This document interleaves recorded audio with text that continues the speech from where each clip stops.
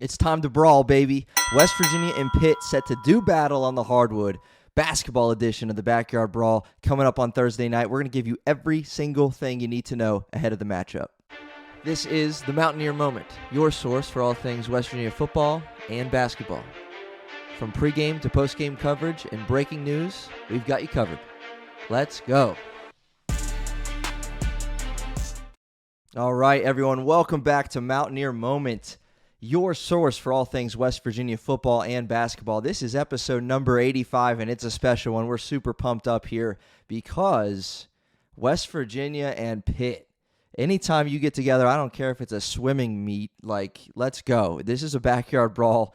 This one is on the basketball court in Morgantown. Hope Coliseum will host the Backyard Brawl Thursday night, 6 o'clock on FS1, and we're going to give you all that you need to know ahead of the matchup as you get ready for Thursday night. And, man, super pumped, super excited. It don't matter, again, football, basketball, baseball, swimming, the rifle team, which we would obviously get a dub in that too. Like, it doesn't matter. When West Virginia and Pitt get together, they don't like us, and we don't like them. Point blank, period. And this is it, man. Basketball season is here. Super excited to see the amazing atmosphere that it's going to be on Thursday night. Cannot wait for West Virginia and Pitt to do battle. And we're just going to give you everything you need to know in this game preview episode of Mountaineer Moment. If you're new here to Mountaineer Moment for episode number 85, welcome. So glad you're here. My name's Troy. This is a show that just started at the beginning of this past football season, or the football season that's still going on.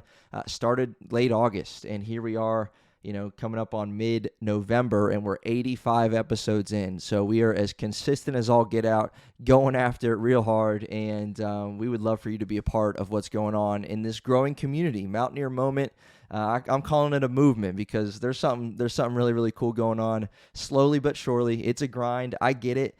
But man, like, it's really, really cool. I love the feedback. I love all the interaction. I love all the comments. I love the ratings and everything that everybody's doing to help grow this community here of Mountaineer Moment. I am super ecstatic about that and super thankful for everybody who's reached out in support, who's commented on videos, who's even subscribed. So that's my push right now to encourage you to subscribe. Whatever platform, YouTube, Apple Podcasts, Spotify, Amazon Music, wherever you're watching or listening, subscribe, leave a comment, drop a rating, as long as it's 5 stars, you know what I mean? Like, I'm just kidding.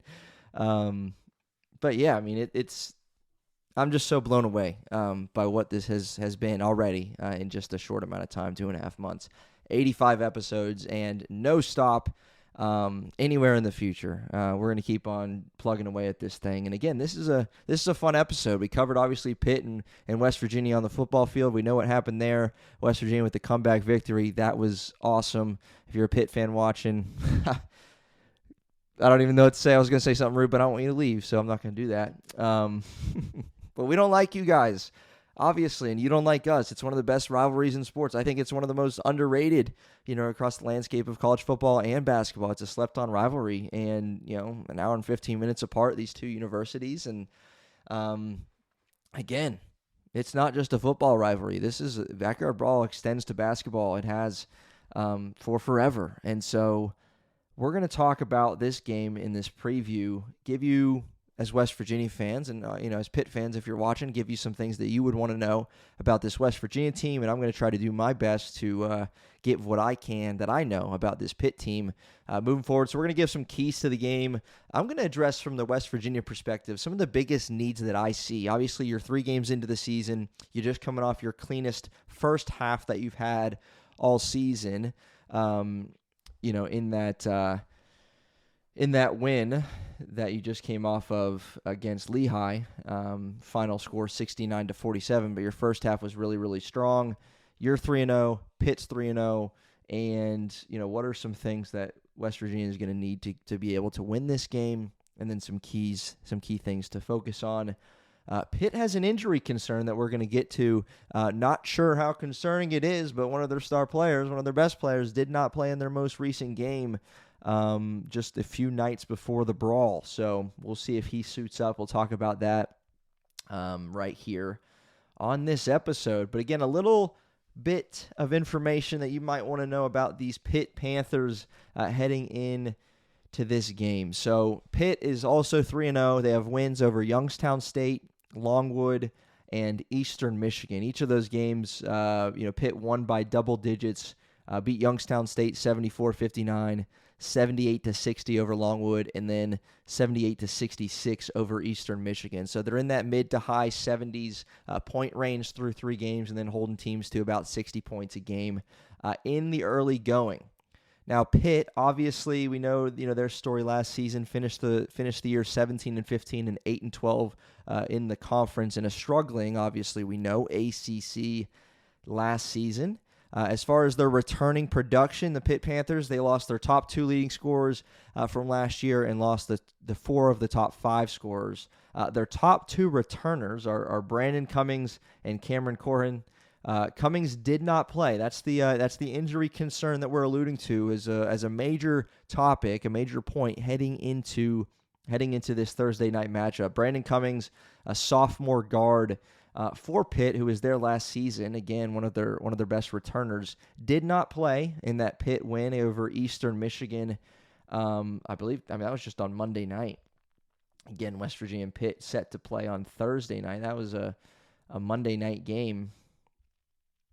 At Pitt, they won by 12 without Brandon Cummings. And Cummings is a guy who played a lot, as a freshman, averaged just over 6 points a game last year, but one of those guys they're hoping to see a jump in production, a major jump in production with them losing, some significant scoring at the top. And he's done that. Small sample size, yes, but through 2 games, scored 19 against Longwood and 18 against Youngstown State in Game 1 and Game 2. Did the sophomore guard Brandon Cummings did not play against Eastern Michigan. I read that he just had an ankle injury on the last play of practice or something, before that game against Eastern Michigan. So I guess over the weekend or Friday, tweaked it. Doesn't seem to be severe, but they don't expect him to be out a long time. He obviously didn't play on Monday night. Will he play on Thursday? That remains to be seen, but that's a major storyline heading into this one. Will they or will they not be, be able to have Brandon Cummings on the floor in Morgantown? Again, another returner for them, Cameron Corhin. Corhin, 6'10", senior. He's averaging 15 and 10 right now through 3 games. His best performance came against Youngstown State, a 23-point, 12-rebound, 2-block game for him.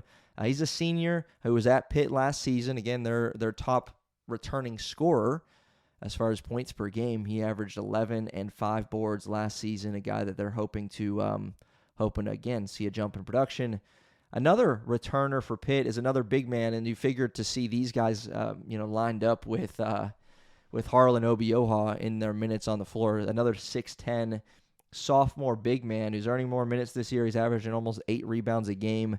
A jump in production for him is Papa Amadou Kante, 6'10" sophomore big, earning more playing time this year and making the most of it. The number one transfer, at least so far, that's having a great start to his Pitt Panther tenure is DeMarco Minor, a transfer from Oregon State. He's a senior, averaged, I call him a stat sheet stuffer. He's one of those guys who we saw in that game against, it was the opener against Mount St. Mary's. They had a guy kind of similar who just does a little bit of everything. DeMarco Minor, Oregon State transfer. He averaged 10, 5, and 5. 5 boards, 5 assists last year. And this year, he's just a 6-foot guard, too. This season, he's averaging 14, 6 boards, 4 assists through 3 games. He's their 3rd leading rebounder, a 6-foot guard averaging 6 rebounds a game. Again, just a guy who is active, both sides of the floor, gets involved in every way he possibly can, and provides a lot for this Pitt Panther team. To round it out real quickly before we get into some other things just on this Pitt roster, they have some returners off the bench as well, some impact freshmen that are already stepping into a role for them. They have a transfer from Iowa State and a transfer from South Alabama, and that kind of at least appears to round out the bulk of their rotation. So a good mix. Again, some returning production, some returning guys off the bench who are looking to take a leap in what they bring to the table in this season. A couple freshmen looking to make an impact, and then a couple transfers who they're hoping to get some or get a lot of things out of, in particular DeMarco Minor, the Oregon State transfer, who, again, is a guy that just stuffs that stat sheet. All right. So those are some other returners or some other players for them as well. Again, I think one of the things that we're going to keep an eye on is, these 6'10 bigs matching up with Harlan Obioha. Which one's going to get in foul trouble? Will it be Obioha or someone else? One of these Pitt bigs, and how will they, respond to any foul trouble or any adversity that they're going to have in their first road game, right? This is Pitt's first road game after a 3-0 start. Now you're coming to Morgantown to a fan base that's going to be pumped up for this one, electric atmosphere. Kids aren't away on Thanksgiving break just yet. And you can bet that they're going to try and make a difference. We'll talk about that a little bit more in just a moment. As far as from a West Virginia perspective, so we know who this Pitt team is. We know the makeup of their roster. We know what they return. We know the injury, major concern, not concern of like this guy's going to be out for 3 months, but major concern just in the immediate that who knows? We don't know if he's going to suit up. By the time you're watching this, it might be announced that he's in or that he's out, or it might be a game-time decision, but keep an eye on that. Brandon Cummings, this guard, averaging, just through 2 games, 18.5, scored 18 and 19 in 2 games, sat out the 3rd game.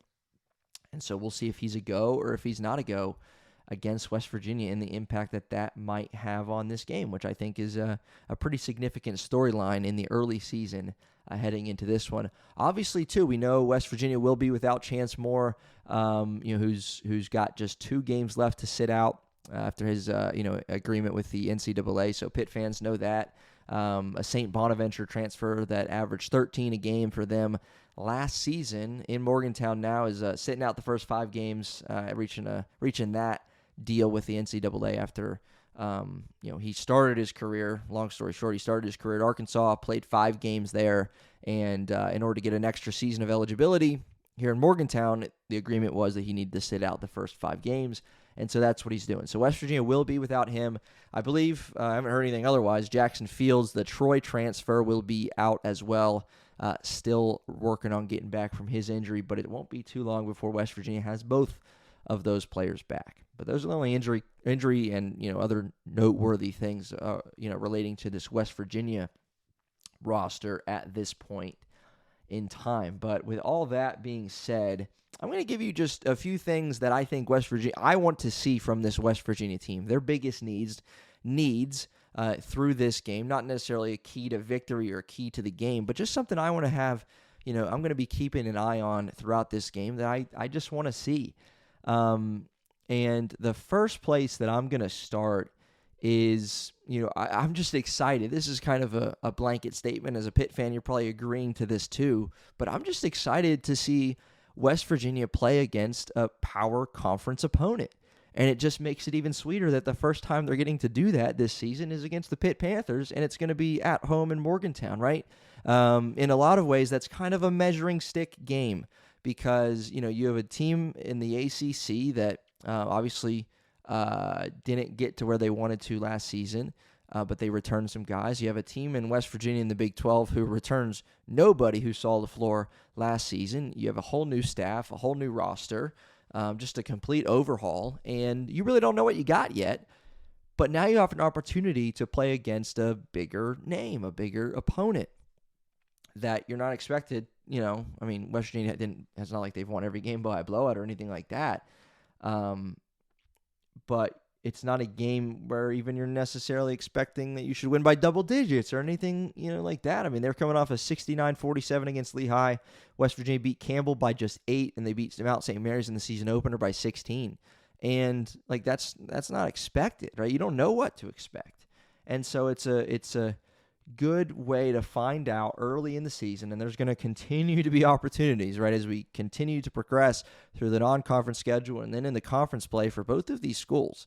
You're going to continue to find out more and more about who you are, what you got, what your biggest needs are, what your biggest struggles are. So, number one, the biggest need that I see for West Virginia is I'm just super excited to see how they're going to play against Pitt, against another power conference school. And some of the needs within that are taking care of the basketball, which they've struggled at times this year. There's been, some scoring droughts, which we'll talk about in a moment.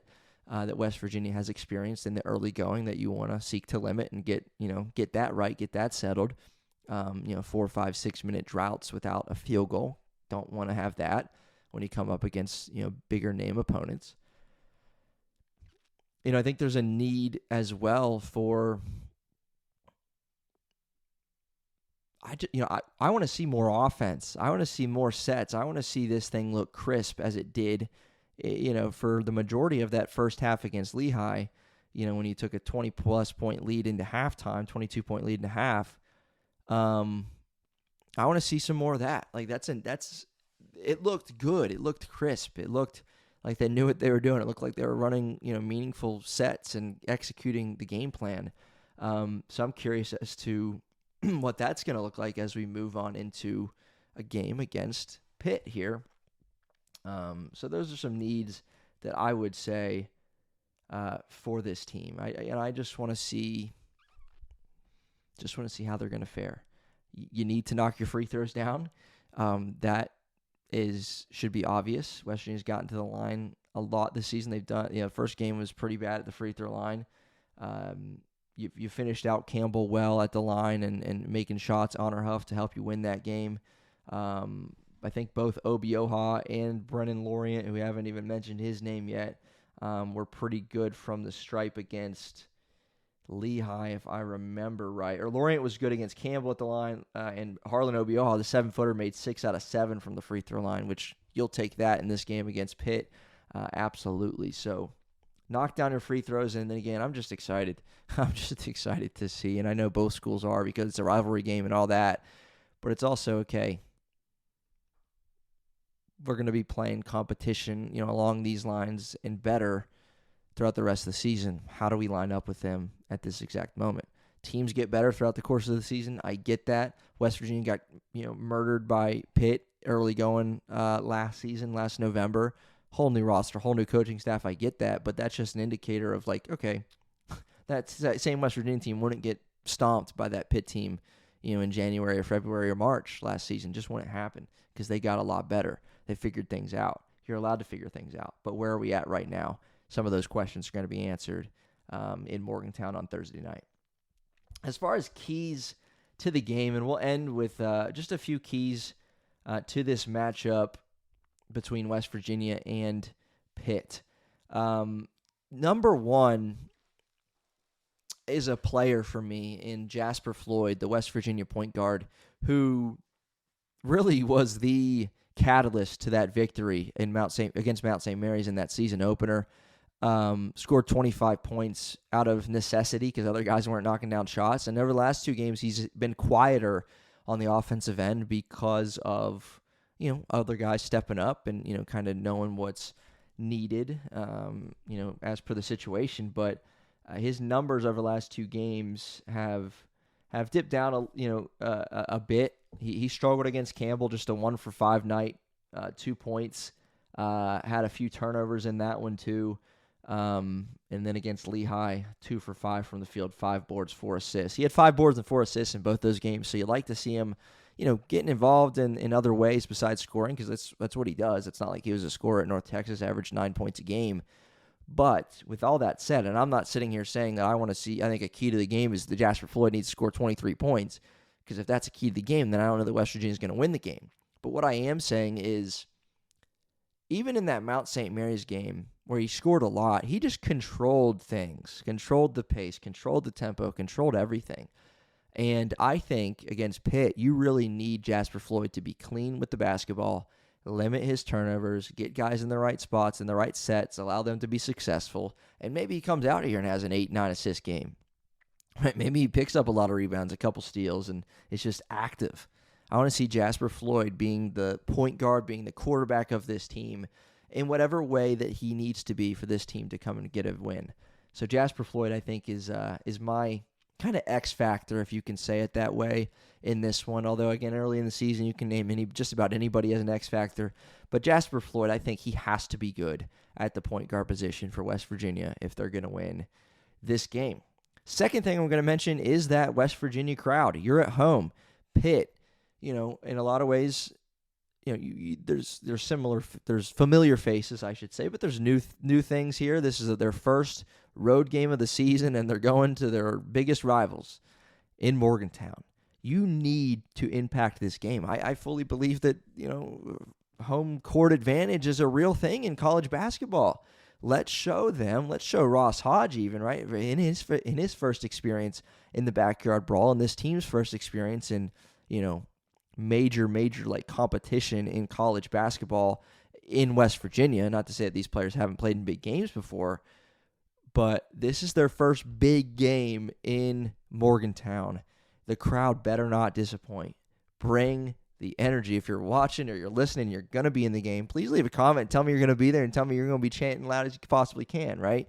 Because we need that. It makes a difference, especially early in the season when you're still learning things, still figuring things out. Make it so difficult for Pitt players on the court to even think, or Pitt coaches on the sideline to even think, or be able to call out sets and call out plays.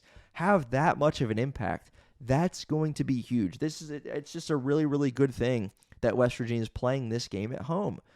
We saw again last season. Again, I don't even love bringing it up, but it's just to prove this point. West Virginia, same situation that they were in. New coaching staff, entirely new roster.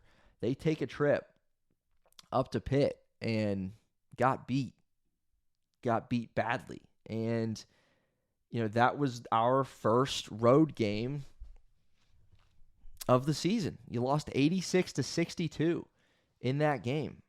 It'll be almost a year to the day. That was Friday, November 15th.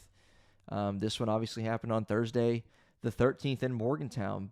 And then, not even 2 weeks later, West Virginia beat number 3 Gonzaga on the neutral court in that tournament, in that early November tournament and Thanksgiving week. So it's crazy, college basketball. But again, I think being at home early in the season in a non-conference game is bigger than it, being at home in a Tuesday night game in the middle of February against the conference opponent, because you're more familiar.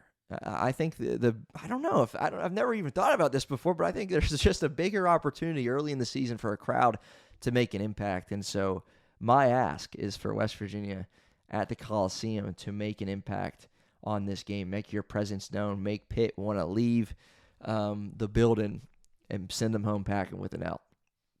Again, I think the third thing I'll mention, and this will be the last key to the game for the Mountaineers before we wrap this one up, but the last thing I want to mention, and I touched on it earlier, but there have been some pretty significant scoring droughts from this West Virginia offense. The defense against Campbell in that second half struggled, perhaps more than the West Virginia offense did. But on the whole, West Virginia held Lehigh, who scored more points against Houston, at Houston in their season opener. You held Lehigh to 47 points. That felt good. It just did. So the defense continued to bring that. That's goes without saying that you need to continue to bring that, continue to buy into Ross Hodge's philosophy of defense and game plan and be in the right spots at the right time, be active hands, looking for steals, being aggressive. All of those things go without saying. Offensively, however,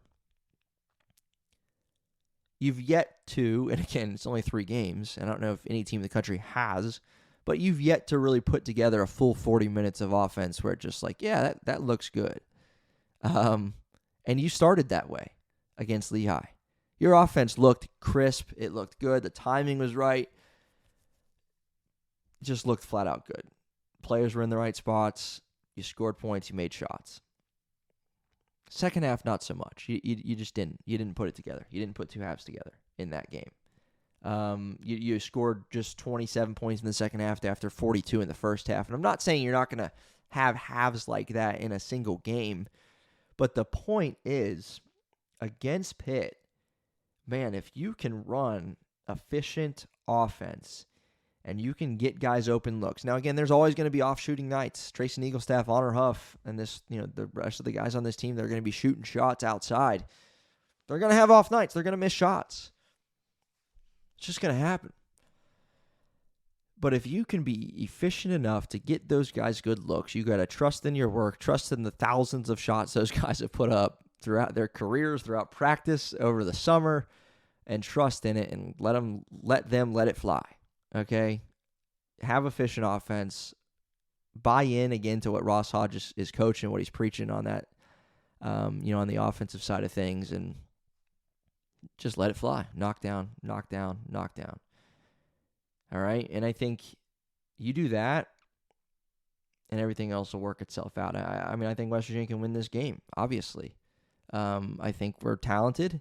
I think we have, even over the small sample size of 3 games, have begun to piece some things together, offensively and defensively. And, Honor Huff against Campbell. West Virginia in 3 games, they've had 3 different scorers go for 20-plus points. So Jasper Floyd was the guy in game 1, the point guard, North Texas transfer, 25 points. Honor Huff had 23, nation's leading three-point shooter, if you don't know, last season at Chattanooga, 131 threes made. And then it was Belo, Brendan Lorient, with a career-high 26 points against Lehigh. He was phenomenal. He knocked down 3 threes, which we talked about on Mountaineer Moment. If you didn't go check out that episode talking about Brendan Lorient's game and what that could mean for the Mountaineers moving forward, you should definitely go check that one out on Belo after that game that he had against Lehigh.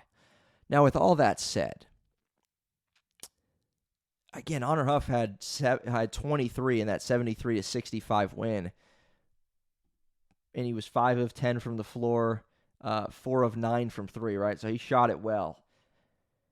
In that game, Trayson Eaglestaff, who figures to be a big scorer for West Virginia, had 12 and knocked down 2 out of 7 from 3. You haven't had a game where both of those guys are hitting. And when you have a game, and you're going to have several this year, I fully believe it, you're going to have games when both of those guys are knocking down shots left and right. It's going to be a long night for the opponent. Why don't we make that first one against Pitt, right? Like, why don't we make that first time where you just catch fire? Make that be in the Backyard Brawl at home in front of these fans. Give them something to be excited about. Because if you do that, if Eaglestaff and Honor Huff come out here and both knock down 6 threes or something wild like that, which obviously can happen, they've both done it in their careers, you're going to make it really, really hard for Pitt. You just are. So when I say, efficient offense, that's what I think would be a key to winning this game if you're the Mountaineers. But then kind of an aside to that is when you run that efficient offense, when you get guys in the right spots to be successful, to knock down shots, knock them down. Just knock them down. That's what West Virginia needs to do in order to win this game. So, again, it's the Backyard Brawl, baby. It's time to fight. And Pitt's coming to town for a game at the Hope Coliseum, 6 o'clock Eastern on FS1. If you're not going to be in the building, make sure you're cheering them on from home. And post-game, we will absolutely, positively, most definitely have you covered talking about our post-game reaction to the Backyard Brawl between Pitt and West Virginia. We will have you covered here on Mountaineer Moment. Again, if you're new or if you're just, I'm not going to call you lazy, that would be mean, but if you haven't yet subscribed to what we're doing here, I don't know what you're doing, man, because we want you to be subscribed to this channel because we believe that we are a good source for West Virginia football and basketball, and we're pumping out episodes like crazy. So, again, this is episode number 85 of Mountaineer Moment, and we are thrilled that you're here. Subscribe, whatever platform you're on. Follow us, YouTube, Apple Podcasts, Spotify, and Amazon Music. You can follow those shows or follow our show on those platforms as well. It helps me, grow in that algorithm so that other people can find good West Virginia football and basketball content through this channel. So if you could do that, that would be greatly appreciated. And anyway, we will see you next time, and we'll be breaking down the Backyard Brawl in the post-game edition. So we'll see you then for us here at Mountaineer Moment. Let's go Mountaineers.